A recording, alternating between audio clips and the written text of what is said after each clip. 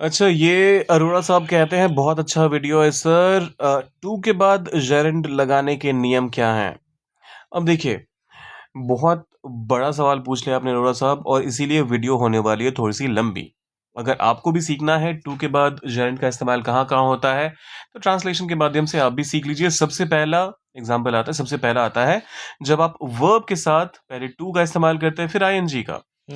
अब यहाँ पर क्या है, सबसे जो इंटरेस्टिंग फैक्ट है वो ये कि आप रैंडमली ऐसे कोई भी वर्ड के साथ अ, आप नहीं पिक कर सकते इसको, आप इसको नहीं मेंशन, आप इसको नहीं लिख सकते।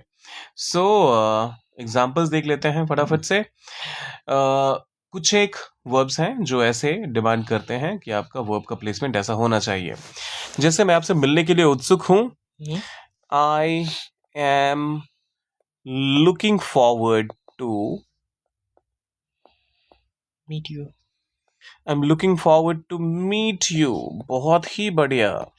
हमारा एग्जाम्पल ही कह रहा है, हमारा स्ट्रक्चर ही कह रहा है वर्ब के बाद टू। सो लुकिंग फॉरवर्ड, ये पूरा का पूरा हमारा फ्रेज जो है वो वर्ब का काम कर रहा है, टू। और वर्ब का आईएनजी फॉर्म, तो हम आईएनजी क्यों खाएंगे यहाँ से? So meeting you, I am looking forward to meeting you. ये बहुत कॉमन गलती है, मिस्टेक है। इनफैक्ट मेरे एक मित्र हैं, उन्होंने अपनी शादी का कार्ड भेजा था, और वो खुद भी ग्रामर के टीचर रह चुके हैं। तो उन्होंने लिख के भेजा था कि I am looking forward to see you in my wedding, sorry at my wedding. तो गलत है, I am looking forward to seeing you at my wedding.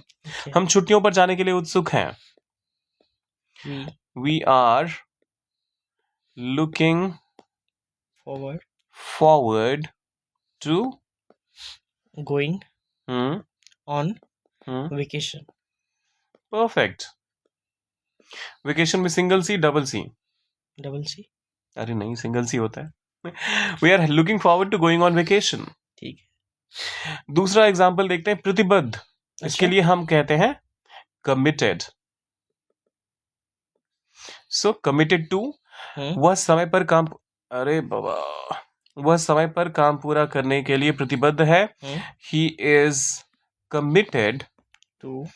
अच्छा, कमिटेड में क्या होता है, डबल एम का इस्तेमाल होता है, हाँ, या सिंगल एम का? Double M. और टी कौन सा, सिंगल होता है डबल होता है? डबल। ठीक है, तो यहां पर आपने क्यों नहीं बताया? सो ही इज कमिटेड टू, समय पर काम पूरा करने के लिए। तो पूरा करना मतलब कंप्लीटिंग। कंप्लीटिंग। कंप्लीटिंग क्या? The work the work on time. On time. वो बेहतर सेवा देने के लिए प्रतिबद्ध है। वे, sorry, so they are committed to providing सेवा प्रदान करना या देना, इसके लिए आप प्रोवाइड वर्ड का इस्तेमाल करते हैं। सो प्रोवाइडिंग बेहतर सेवा, बेटर सर्विस। बेटर सर्विस, ये better service. They are committed to providing better service. फिर आता है किसी चीज को के प्रति समर्पण अपना जब आप बताते हैं, तो इसके लिए आप डेडिकेटेड टू कहते हैं। ठीक है। Dedicated to. अब इसके लिए वो अपने कौशल के लिए आप स्किल वर्ड का इस्तेमाल करते हैं। वो अपने कौशल सुधारने के लिए समर्पित है। So he is dedicated to, सुधारने को क्या कहेंगे इंग्लिश में? Improve. Dedicated to improving, correct है? ठीक है। इम्प्रूविंग उस अपने कौशल को, his skills. Skills. He is dedicated to improving his skills. Team match जीतने के लिए समर्पित है। The team is dedicated to winning the match. Simple, the team is dedicated to winning the match. मैं देर से काम करने का विरोध करता हूं। अब इसको क्या कहेंगे, विरोध करने का मतलब? ऑब्जेक्ट। ठीक है, so I object to working late. देर तक के लिए आप वर्किंग लेट का इस्तेमाल करेंगे। I object to working late. I object to working late. उसने इस तरह बात करने का अच्छा, okay, he objected to He objected to इस तरह बात करने का. हम्म, He objected to talking. अरे नहीं, ये तो लॉटकिंग हो गया. करेक्ट स्पेलिंग लिखते हैं. इस तरह बात करने का, टॉकिंग लाइक दैट, या फिर टॉकिंग लाइक दिस. अच्छा. करेक्ट है? हम्म, करेक्ट है ना? So he objected to talking like this, मतलब उसने खुद का विरोध किया. नहीं. यहाँ पे I object to working late, मतलब मैं खुद काम देर तक नहीं करूंगा, मैं उस चीज का विरोध कर रहा हूँ. हाँ. He objected to talking like this, तो उसने खुद का विरोध तो नहीं किया होगा. किसी सामने वाले का. हम्म. तो हम यहाँ पर कहेंगे he objected to being talked to. Passive का इस्तेमाल करना पड़ेगा. Being talked to like this, ठीक है. कि मतलब तुम मुझसे इस तरह कैसे बात कर सकते हो, मैं ये कह रहा हूँ. हाँ. मैं इस तरह कैसे बात कर सकता हूँ, उसका विरोध मैं खुद थोड़ा ना करूंगा. हम्म, मैं जल्दी उठने का आदी हूँ. अब इसके लिए आप आदी होने के लिए आप क्या कहते हैं, ये हमने अलग से एक बार भी पहले भी कवर किया हुआ है. Used to. So I am used to ठीक है. waking up. Early. waking up early. Simple. वह लंबी दूरी चलने का आदी है. he is used to लंबी दूरी. he is used to walking अच्छा. long distance. distances. अच्छा. लंबी दूरी चलने का आदी है, तो यहाँ लंबी दूरी एक ही दूरी को थोड़ा ना वो कवर करेगा. So is used to walking long distances. मैं सुबह जल्दी उठने का आदी हो रहा हूँ. So I am getting used to. ठीक है. Waking up early. अर्ली. अच्छा, ये आखिरी वाला इस सेगमेंट का है, वो नए माहौल में ढल रहा है. गेटिंग यूज्ड टू का इस्तेमाल करते हुए इसको ट्रांसलेट कीजिए, कमेंट सेक्शन में डालिए. तो अरोड़ा साहब, यहाँ पे वर्ब के साथ जब आप टू और फिर जेरेंट का इस्तेमाल करते हैं, ये तो हमने कवर कर लिया. अब बारी आती है नाउन की. जब आप नाउन के साथ भी फिर यही काम करते हैं, तो उस केस में क्या स्ट्रक्चर आता है, फिर से आप पहले नाउन को इंट्रोड्यूस करते हैं, फिर टू और फिर आईएनजी. तो इसको भी देख लेते हैं. दो ही एग्जांपल्स हैं, जानबूझ के मैंने कहा बहुत ज्यादा लेंदी ना हो जाए वीडियो. सो यह किताब लेखन सीखने की, मतलब लिखना सीखने की मार्गदर्शिका है, बोले तो गाइड है. This book is a guide. अब यहां पर गाइड क्या है, सॉरी, गाइड क्या है, नाउन है. मार्गदर्शिका नाउन है. So this book is a guide to, किस चीज की, लेखन सीखने की. लर्निंग.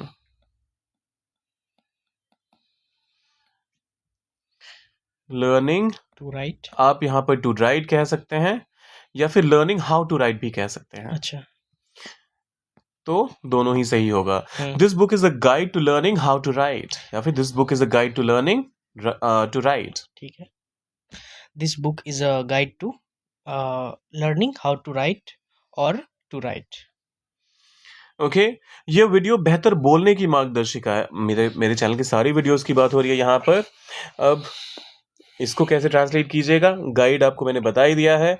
बाकी आप पूरा सेंटेंस कीजिए ट्रांसलेट, डालिए कमेंट सेक्शन में. हम चलते हैं अब एडजेक्टिव की तरफ. देखिए, जब भी एडजेक्टिव की बात आती है, तो उस केस में आप फिर से पहले एडजेक्टिव का इस्तेमाल करते हैं, फिर टू लाते हैं, और फिर वर्ब का आईएनजी फॉर्म. यहां पर एक चीज नोट करने वाली बात यह भी है कि जब कभी भी वर्ब का जो थर्ड फॉर्म होता है, वो भी एडजेक्टिव के तौर पे काम करता है. तो यहां पर आप उसको देखकर कंफ्यूज मत हो जाइएगा. आपको बस ये समझना है कि यहाँ पर वो एडजेक्टिव के तौर, इन सारे ही सेंटेंसेस में अगर कहीं इस्तेमाल हो रहा है वो, तो वो एडजेक्टिव के तौर पे इस्तेमाल हो रहा है. फॉर एग्जाम्पल, वह देर रात तक पढ़ने का अभ्यस्त है. He is accustomed. he is accustomed to देर रात तक पढ़ने का. studying late at night. फिर से पढ़िए एक बार. Late at night. पूरा सेंटेंस पढ़िए. He is accustomed to studying late at night. He is accustomed to studying late at night. ये मैं गर्म मौसम में रहने का अभ्यस्त हूँ. I am accustomed To I am accustomed to living living in गर्म मौसम में, hot weather. in hot weather. मैं अब वह झूठ बोलने से एलर्जिक है, एलर्जिक फिर से क्या हो गया यहाँ पर हमारा, Adjective. और सिंगल एल के साथ लिखेंगे, डबल एल के साथ, Double L. ठीक है। वह झूठ बोलने से एलर्जिक है, he is allergic to, Lying. He is allergic to lying. यहाँ पर जैसा हमने थोड़ी देर पहले कहा था, बीइंग स्पोकन टू वाला जो सीन था, ये वाला सेंटेंस देखिए, अरे कहाँ गया, बीइंग स्पोकन टू, ओके। तो यहाँ पर being talked to like this या फिर being spoken to like this, यहाँ पर क्योंकि वो खुद को ऑब्जेक्ट नहीं कर रहा था, लेकिन एलर्जी किसी और को हो रही है क्या यहाँ पर? नहीं, एलर्जी मुझे खुद को हो रही है या फिर उस इंसान को खुद को हो रही है, so he is allergic to lying, मतलब वो खुद नहीं झूठ बोल पाता है, उसे खुद किसी तरह का होता है ना, लोगों की आंख फड़कने लग जाती है, उनको अपने आप में वो गिल्ट वाला फीलिंग आना शुरू हो जाता है, so he is allergic to lying. मैं देर तक इंतजार करने से एलर्जिक हूँ, I am allergic to waiting too long. देर तक के लिए आप क्या कहेंगे? Too long. Too long. Till late भी आप कह सकते हैं अगर देर रात तक की बात हो रही है तो। अच्छा, हम नियम अच्छा, फिर आता है अपोज्ड। अब यहाँ पर फिर से अपोज क्या है? Adjective. अपोज वर्ब है हमारा, अच्छा। और इसका थर्ड फॉर्म जब हुआ तो हम्म। इसको हम कई बार एडजेक्टिव के तौर पे भी इस्तेमाल करते हैं। सो अपोज्ड टू, हम नियम बदलने के खिलाफ हैं। वी अच्छा देखिए, हाँ बिल्कुल सही कहा आपने, क्योंकि एडजेक्टिव है तो वी अपोज टू तो नहीं कह सकते, we are opposed to changing rules. changing the rules. We are opposed to changing the rules. We are opposed to changing the rules. वह नए टैक्स लगाने के खिलाफ है। He is opposed to implement. अच्छा, कुछ भी नया लागू करने के लिए आप क्या कह सकते हैं? Implement करना। So implementing the new taxes. the new tax rules कह सकते हैं आप, the new tax regime कह सकते हैं आप, इंडिया में अगर है तो बिल्कुल बोल सकते हैं ये तो। हाँ। और द न्यू टैक्सेस भी कह सकते हैं, इन जनरल सेंस में कवर हो जाएगा, टैक्स से रिलेटेड कोई भी रूल के बारे में हो सकती है वो बात। फिर ठीक है, मैं सुझाव सुनने के लिए तैयार हूं, मैं तैयार हूं। आई एम ओपन टू, अच्छा, to be open to something, यहाँ पर ओपन टू क्या है? एडजेक्टिव के तौर पे काम करता है। I am open to new ideas, मैं हूं, मतलब मैं खुले विचार रखता हूं नए आइडियाज को लेकर। So I am open to, सुनने के लिए, listen. Okay, I am open to listening to suggestions, ठीक है, ठीक है। सजेशंस भी बोल सकते हैं, दोनों का मतलब सेम ही होता है, मतलब प्रोनाउंसिएशन सजेशन भी और सजेशन दोनों ही करेक्ट है। I am open to listening to suggestions, I am open to listening to suggestions. हम नए विचार अपनाने के लिए तैयार हैं। वी आर ओपन टू, नए विचार के लिए क्या कहेंगे? अरे नए विचार से पहले अपनाने को की बात हो रही है ना यहाँ पर। एक्सेप्टिंग नए विचार, new idea, new ideas. We are open to accepting new ideas, we are open to accepting new ideas. वह टीम की मदद करने के लिए प्रतिबद्ध है। प्रतिबद्ध को हम क्या कहते हैं? कमिटेड, थोड़ी देर पहले ही हमने कवर किया था। सो ही इज कमिटेड टू मदद, बाकी का पूरा सेंटेंस आप ट्रांसलेट कर दीजिए, डालिए कमेंट सेक्शन में। और ये बचता है हमारा आखिरी सेगमेंट इस पूरे वीडियो का। मुझे पता है वीडियो थोड़ा सा लेंदी हो गया है, लेकिन अगर आप यहाँ तक आ चुके हैं तो इसका मतलब आपको कुछ तो यूजफुल मिला है। और चैनल को सब्सक्राइब कर दीजिएगा, और कुछ भी अगर ऐसा कमेंट टॉपिक है जिसपे आपको होती है दिक्कत तो कमेंट में डालिए, एक डिटेल्ड वीडियो आपके लिए आ जाएगा। पढ़ाई के अलावा वो पार्ट टाइम काम करता है। सो इन एडिशन टू, पढ़ाई के अलावा, सो यहाँ पर हम इन एडिशन टू के साथ पहले हम्म, पढ़ाई की बात करेंगे। ठीक है। स्टडीइंग, अच्छा यहाँ पर गड़बड़ हो गई। हाँ, so in addition to studying वह काम करता है। He works works. Part time, हम्म, तो सीधा पार्ट टाइम। अच्छा। He works part time. In addition to studying, he works part time. In addition to studying he works part time. Correct है सब कुछ? हाँ। अरे बाबा, पार्ट टाइम हिंदी में भी जब लिखा हुआ है तो इसमें हाइफन का इस्तेमाल हुआ है, तो इंग्लिश में हम क्यों हाइफन छोड़ देंगे? अच्छा, बैक कीजिए। ठीक है। In addition to studying he works part time. ठीक है। जिम जाने के अलावा वो योग भी करती है। In addition in addition to going to the gym, going to the gym, बोलिए आगे। सी वो योग ऑल्सो। भी करती है, हाँ, कॉमा शी, ऑल्सो। ओके, उसके बाद practice. She also practices yoga.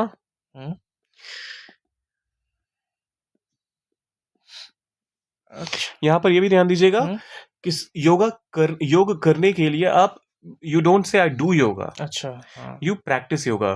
तो इसका भी ध्यान रखना पड़ेगा। बहुत छोटी छोटी चीजें हैं लेकिन ये काफी गड़बड़ कर देती हैं कई बार।